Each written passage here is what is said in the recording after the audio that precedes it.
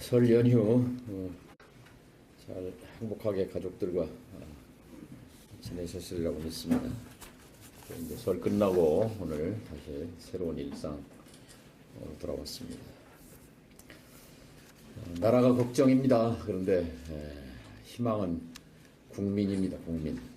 전주도 마찬가지입니다. 전주 전라북도 이제 작년을 뒤로 하고 새날 새해가 시작됐습니다. 우리 전주 시민이 희망이고 전라북 도민이 희망입니다. 오늘은 전주 시민들 가슴속에 있는 답답한 동네 현안 저에게 기회를 주신다면 어떻게 풀어갈 것인가 하는 것을 설명을 드리고자 왔습니다. 첫째, 동북권 현안입니다. 전라선 철도로 동서로 나누어진 지 이제 40여 년 세월이 흐르면서 완전히 철도변 동쪽은 40년 전 그대로 모습에 머물러 있습니다. 그런데 이 동북권의 그 역세권, 전주역 뒤편에 그 동쪽편에 역세권 개발이 제가 국회에 있을 때 LH와 함께 전주시와 함께 시작했던 것인데 아무튼 무슨 연유인지 이것이 중단된 지 6년 다 돼갑니다. 5년이 넘었습니다. 이 사업은 전주역 뒤에 있는 30만 평 부지에다가 민간 임대, 공공 임대, 일반 분양 등 모두 한 8천여 세대가 들어서는 그런 대규모 개발 사업의 주체는 LH였고 또 주택 공급 촉진지구로 지정도 됐었습니다. 예정대로 이게 추진이 됐더라면 인구 2만여 명의 신도시가 탄생되고 또 철도로 분단되어 있던 동부 지역이 낙후를 벗어나서 신도시의 중심으로 도약할 수 있었을 터인데 안타깝게 생각합니다. 지금 그 민선 7기 당시 전주시가 지구 지정 해제를 LH에 요구하고 사업 중단을 요구했었는데 그때 명분이 전주시에 집이 남는다 뭐 이런 얘기였습니다만 그러나 청년을 포함해서 3분의 1, 35%가 전주의 무주택자입니다. 그리고 당시 그 LH 내부 상황 등등이 겹쳐가지고 이것이 좀 지지부진 중단돼 있었는데요. 하지만 최근 상황이 많이 달라졌습니다.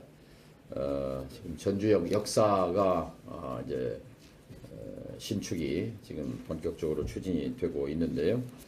이제 전주역을 새롭게 탄생시키면서 그 동쪽에 동북권을 그대로 놔두는 것은 이 지역 주민들뿐만이 아니라 전주 시민들에게도 좋지 않은 일이라고 생각합니다.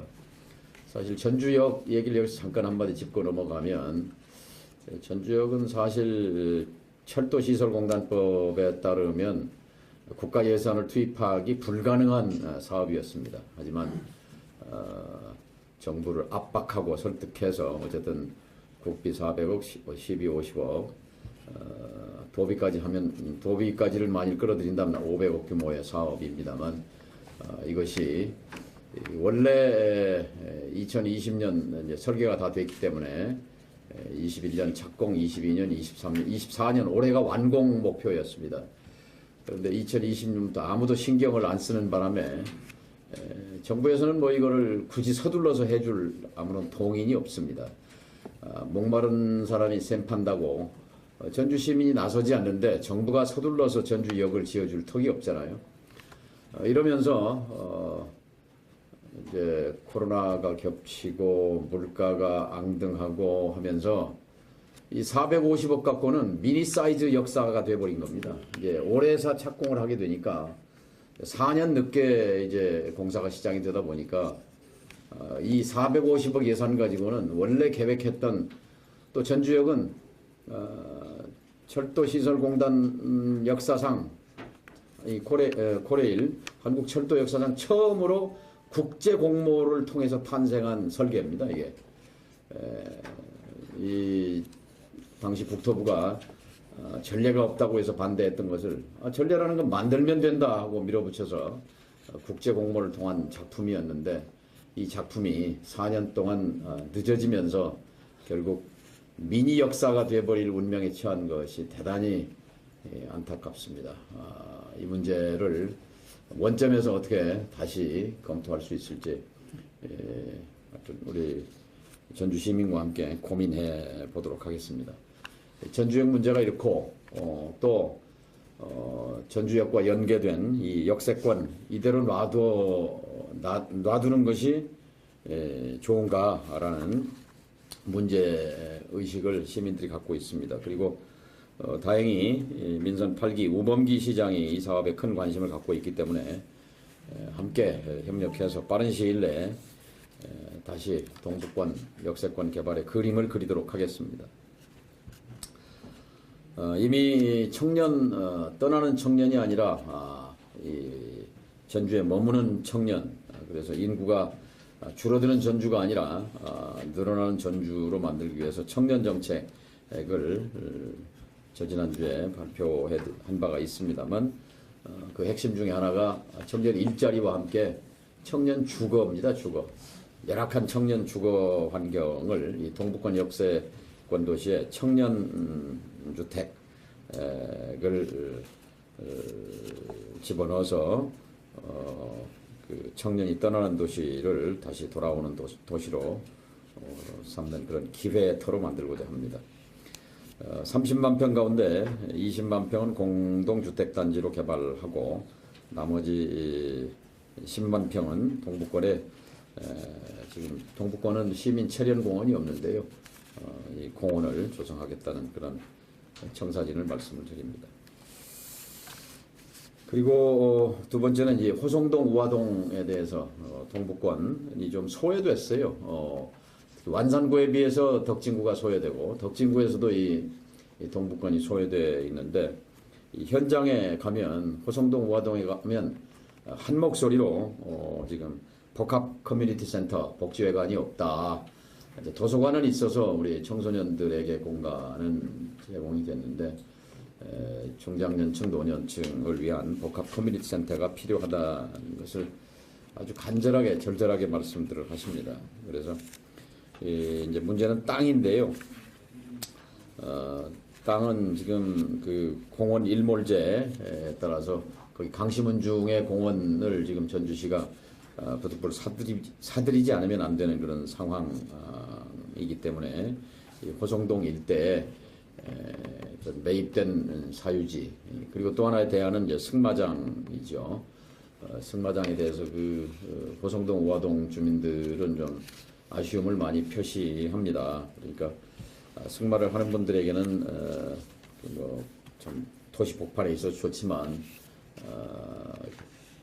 다수의 공중이 쓸 수 있는 그런 공간은 아니고, 또 이제 날씨가 안 좋을 때는, 날씨가 구릴 때는 이제 그 냄새도 있기 때문에 이전해달라는 그런 요구가 있습니다. 우리 우범기 시장께서도 그런 민원을 접수하고 고민하겠다는 그런 약속을 한 걸로 알고 있습니다. 그래서 호송동, 우화동 일대 그 4만여 명의 주민들을 위한 다목적 커뮤니티 센터 건립을 최우선적으로 추진하겠습니다. 그리고 다음 전라선 철도 그 이설과 지하화인데요. 사실 전라선 익산에서 순천, 익산에서 여수 가는 것은 KTX가 아닙니다. 개량된 새마을입니다. 개량된 새마을. 150km로 달리는 철도인데요. 익산에서 전주로 오는 그 곡선 구간, 거의 니은자로 확 휘어서 들어오는데 이 부분을 직선화하는 문제, 그리고 그 과정에서 에코시티 3만여 주민들이 사는 동네를 통과하는데 여기를 지하화하는 문제. 지금 민주당이 이걸 정책으로 발표했는데 좋은 정책이라고 생각합니다. 전주시의 10km, 전국적으로 260km를 지하화하겠다는 건데 약 100조 원의 예산이 투입됩니다. 100조 원이. 1조씩 투입해도 100년이 걸리는 사업인데 이제 우선순위가 중요할 것 같아요. 전주부터 어쨌든 이 사업에 포함될 수 있도록 이것은 집권해야 가능한 프로젝트라고 생각합니다. 윤석열 정권 하에서는 이 지하화 킬로미터당 약 4천억이 투입되니까 260km 약 100조가 들어가는 돈이죠. 정권을 바꿔서 시범적으로 전주권을 우선적으로 지하화하는 그런 이미 뭐 민주당의 정책으로 발표했으니까 그렇게 밀고 나갔으면 하는 그런 생각을 갖고 있습니다. 다음에 이제 북부권 발전 전략 말씀드리겠습니다. 그 송천동 일대는 최근 이제 혁신도시와 함께 가장 급속한 시가화가 진행된 곳입니다. 에코시티는 지금 36,000명, 약 18,000세대가 들어선 아주 큰 신도시가 됐고, 송천 1동이 6만 명, 송천 2동까지 하면 9만 명, 거의 10만 건에 육박합니다. 근데 이제 여기가 이런 10만이면은 큰 도시잖아요. 김제, 남원보다는 훨씬 크고 정읍 정도 되는 도시인데 딱 송천 중앙로, 송천로길 이 하나 가지고 10만 명이 간선도로를 이용한단 말이에요. 동부대로하고 그다음에 교차하는 이 송천 중앙로인데 그쪽 동네 사시는 아마 언론인들 분들도 많이 아마 그 불편을 체감하실 것 같아요. 아침에 출근할 때 그 원광대 한방병원 사거리까지 밀리는 한 1km 이상 줄을 서서 신호등을 뭐 10번 이상 바뀌어서 이렇게 통과하는 그런 교통체증에 굉장히 답답해 하시는데요. 이 송천동의 그 심각한 병목 현상, 대안은 있습니다. 과거에 추진되다가 이것이 또 슬그머니 사라져버린 대안인데요. 다시 본격적으로 꺼내서 소리문화의 전당 주차장 입구부터 대송장례식장을 연결시키는 건지산로를 이제 그 대안으로 주목하고 있습니다. 북부권과 시내를 연결하는 첩경인 건지산로는 길이가 2km, 2.2km지만 교통량 분산 효과는 막대할 것으로 생각합니다. 전주시도 송천대로에 쏠리는 교통량을 대거 분산시키는 다는 계획을 오래전부터 갖고 있었는데요. 이 도로 계획이 폐지됐었습니다. 그래서 이것을 다시 되살려서 송천동의 교통체증을 해소해 나가겠습니다. 이제 당시 이 계획이 백지화된 것은 그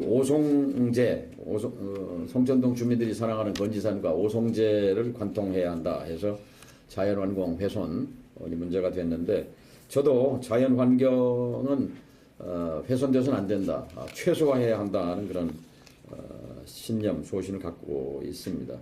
근데 이건 얼마든지 또 우회하는 대안이 가능합니다. 천마지구 개발 사업과 연계되기 때문에 이 천마지구는 소리문화전당 가련산에서 1km 지근거리에 있는데요. 건지산은 낮은 야산이고 또 개설 구간이 짧기 때문에 오송저수지 관통 말고 관통 대신에 우회하는 대안을 찾으면 천마지구와 연결이 될 수 있습니다. 이 문제 역시 주민이 왕입니다. 시민이 왕입니다. 시장도 국회의원도 지방의원도 다 시민을 위한 종복 머슴들입니다. 시민이 원하면 해야 되는 거죠. 이 문제 역시 제가 최우선적인 해결 과제로 접근해 나가겠습니다. 또 하나 이제 기무사 부지 문제인데요. 지금 몇 년째 방치되고 있는데 에코시티의 법판에 있습니다. 이 기무사 부지를 전주시가 사실은 이제 매입하면 이제 쉽게 들리지만 돈 문제가 있잖아요.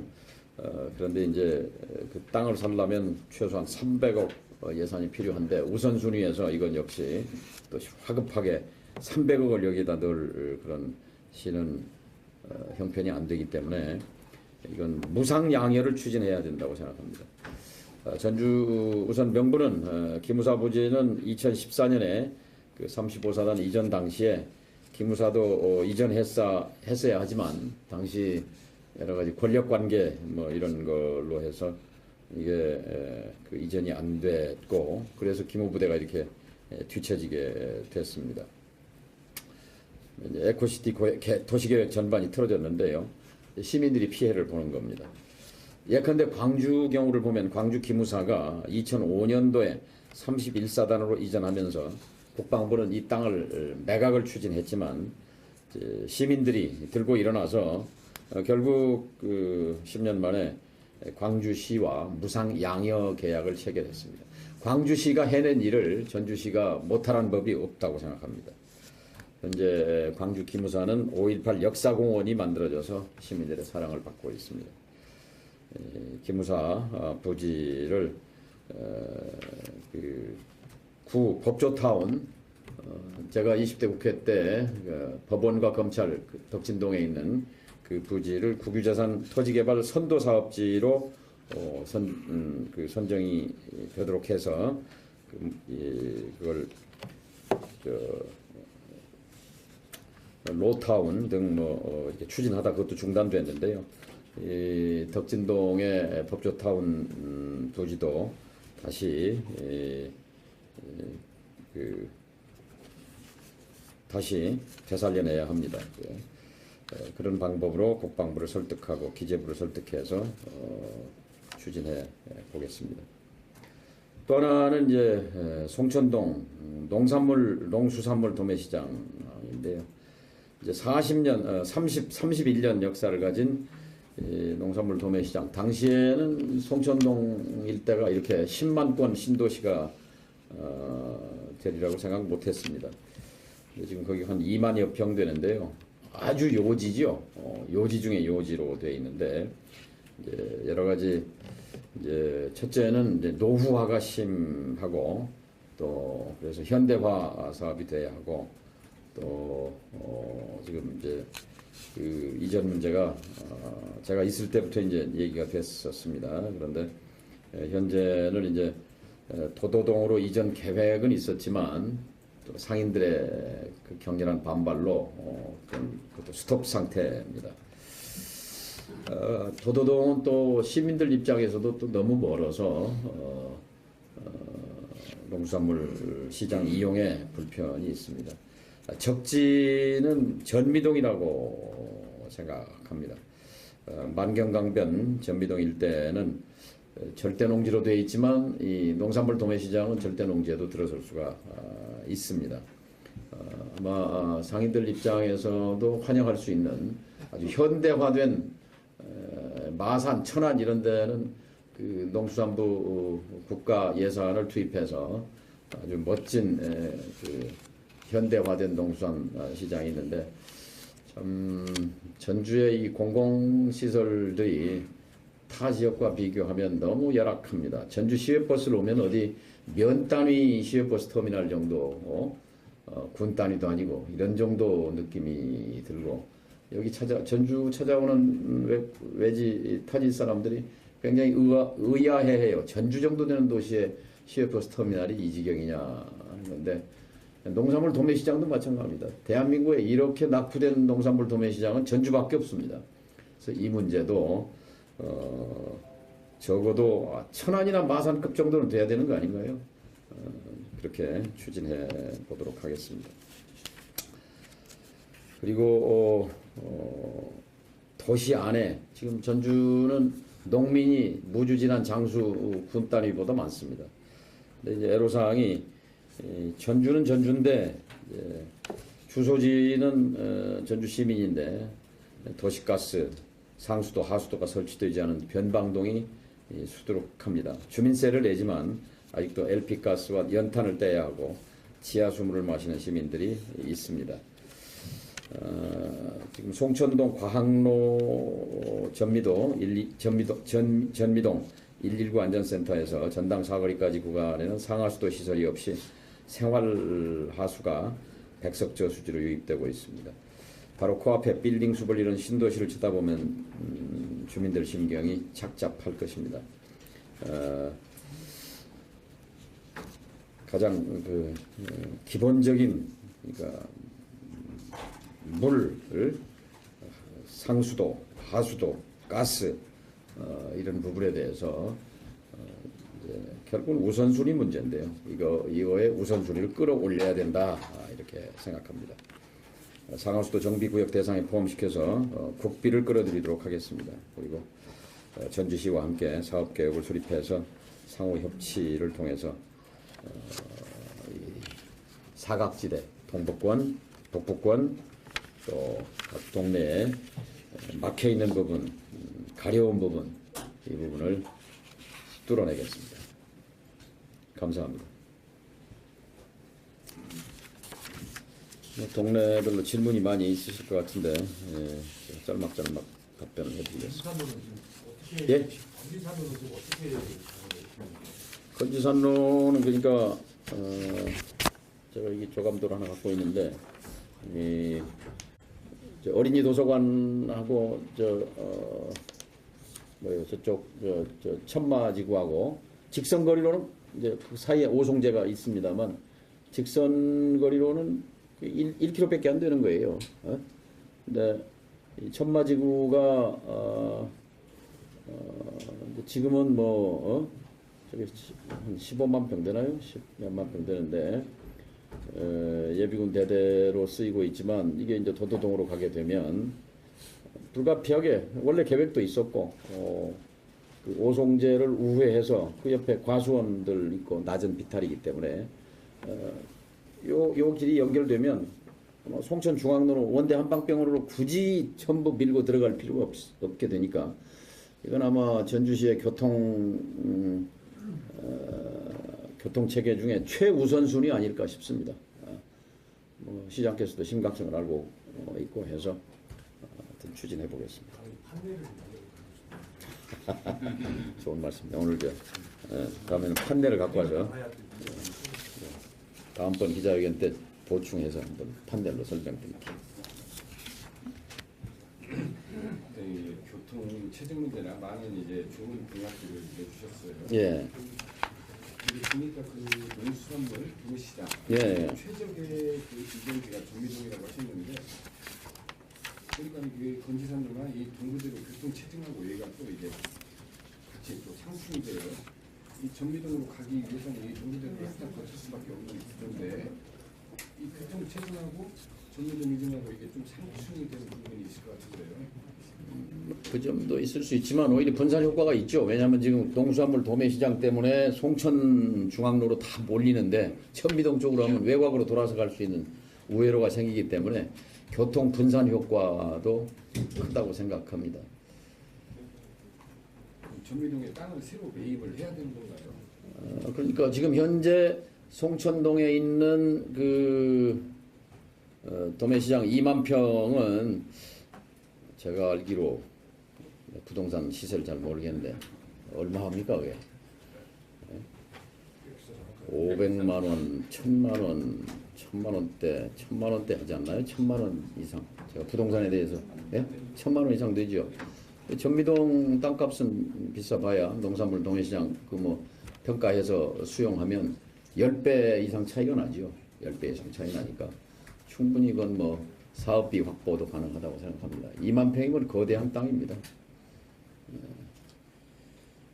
좋은 공약들 너무 감사드리는데요. 보니까 이제 설도 끝나고 이제 본격적으로 이제 민주당에서 이제 경선 방식 곧 정할 것 같아요. 우리가 한 20%로 오늘 내일 정하고 있는데 정도가 어때요? 전주 병금 지역구 같은 경우도 1대1 구도 이제 경선으로 갈 것으로 이제 전망들이 나오고 있는데 누군가는 이제 코디프를 당해야 한다는 거잖아요. 어떻게 전망을 어떻게 보시나요? 그건 공관위에서 결정을 하겠습니다만은 중요한 것은 이제 시민의 뜻이죠. 시민의 뜻. 시민들이 어떤 게 이제 민심이고 또 그러다 보니까 선거 때는 이제 여론조사가 여론조사가 깡패다는 소리도 있고 여론조사가 신이다라고도 하는데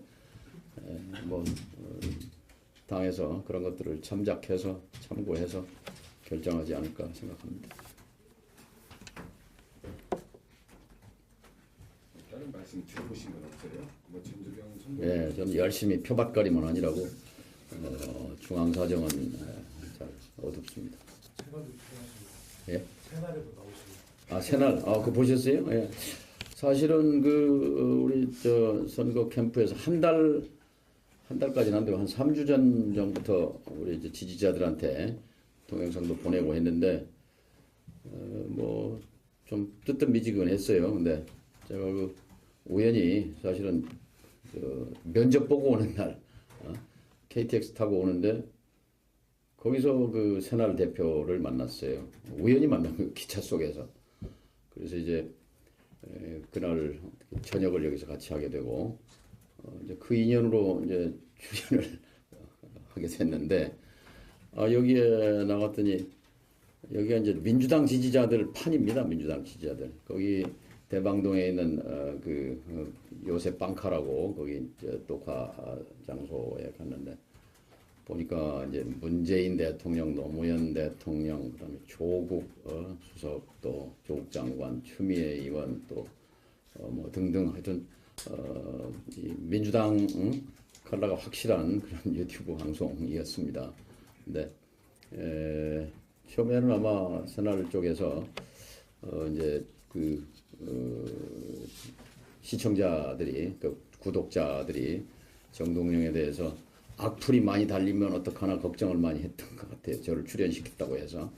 1000개가 넘는 댓글이 달렸는데 0.1% 빼놓고는 압도적으로 정동영을 다시 봤다.